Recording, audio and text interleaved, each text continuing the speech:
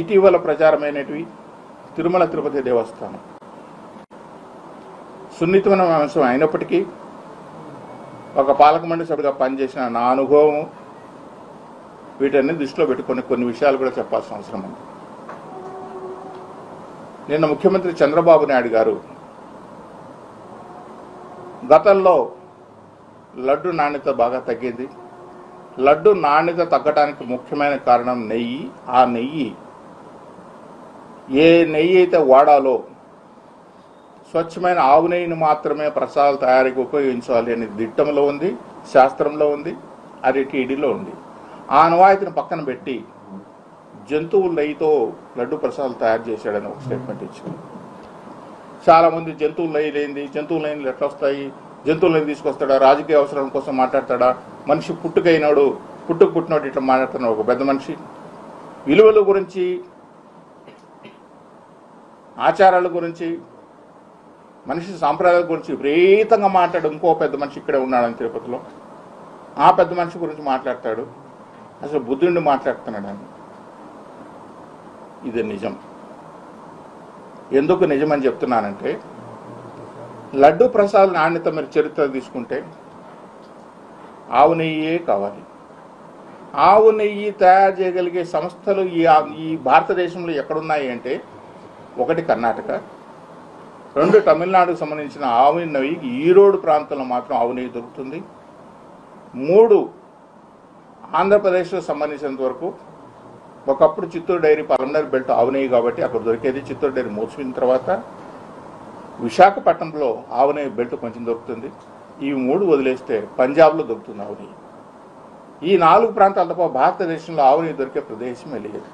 కానీ పంజాబ్ ఎందుకు రావట్లేదంటే, పంజాబ్ నుంచి ఇక్కడ ట్యాంకర్ వచ్చి తిరిగి ట్యాంకర్ వాపసు అక్కడికి వెళ్ళి పోవడానికి లాజిస్టిక్స్ వర్కౌట్ గారు పంజాబ్ రావట్లేదు.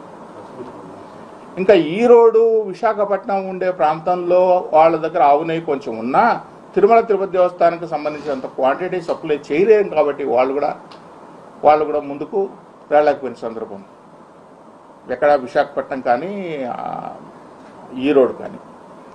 ఇంకా ఉండేది పుష్కలంగా ఆవు నెయ్యి దొరికే ఏకైక సంస్థ ఏదైనా ఉందంటే కర్ణాటక కోఆపరేటివ్ మిల్క్ ఫెడరేషన్. అది ప్రభుత్వ సంస్థ.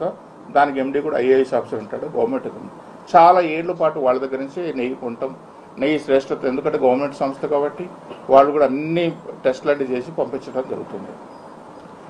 దురదృష్టవశాత్తు ధర్మారెడ్డి ఒక పెద్ద మనిషి వచ్చిన తర్వాత, అధికారి వచ్చిన తర్వాత, ఆయనకున్న పైరవీలతోనూ ఆయనకున్న పరిచయాలతోనూ ఆయనకు కావాల్సిన మనుషులకు కట్టబెట్టడం కోసం ఏం చేశారంటే, టెండర్ ప్రొసీజర్లో కూడా ఏముంటుందంటే, ఆవు నెయ్యి సప్లై చేసే వాళ్ళకి రోజుకి ఇన్ని లక్షల మీటర్లు ఆవు పాలు తీసుకొచ్చి ప్రాసెస్ చేసే ఒక వ్యవస్థ ఉండాలి.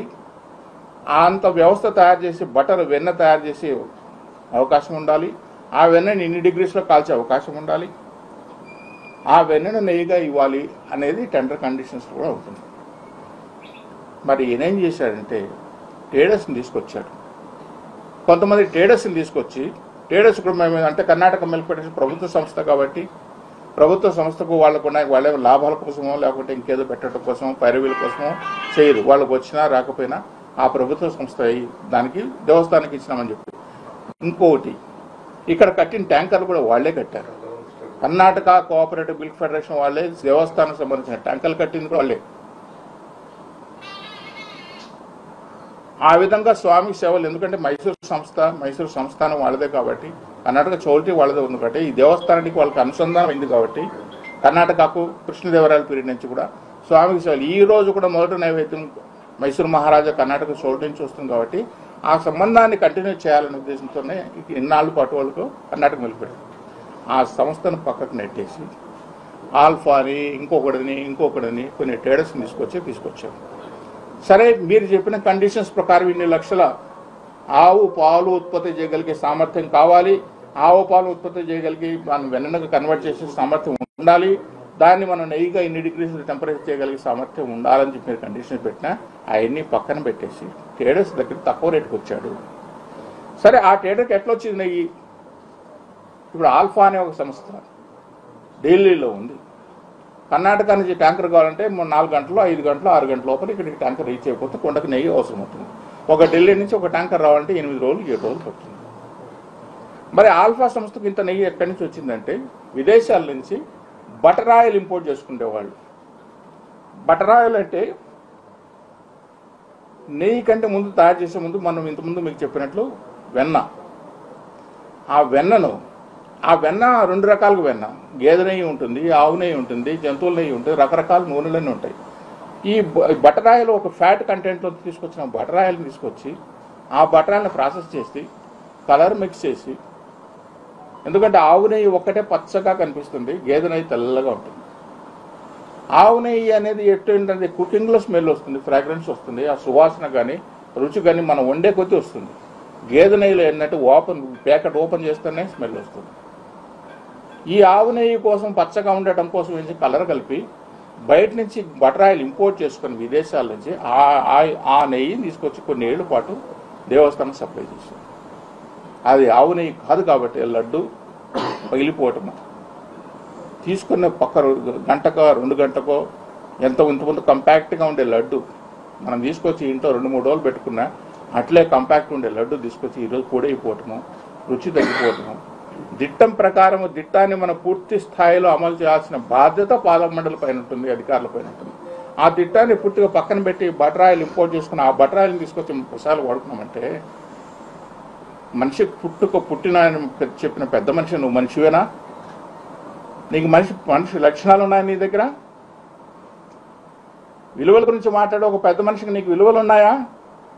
సాక్షాత్ దేవునికి ప్రసాదం తయారు చేస్తున్నాం కదా, ఆ ప్రసాదం బటర్ ఆయిల్ తీసుకొస్తున్నాం కదా, ఆ బటర్ ఆయిల్ ఆవునేయా కాదా, అది ఆవునేయా గేదెనయ్యా లేకుంటే జంతువులయ్యా తెలుసుకోవాల్సిన విశేషణ కూడా నీకు లేదా?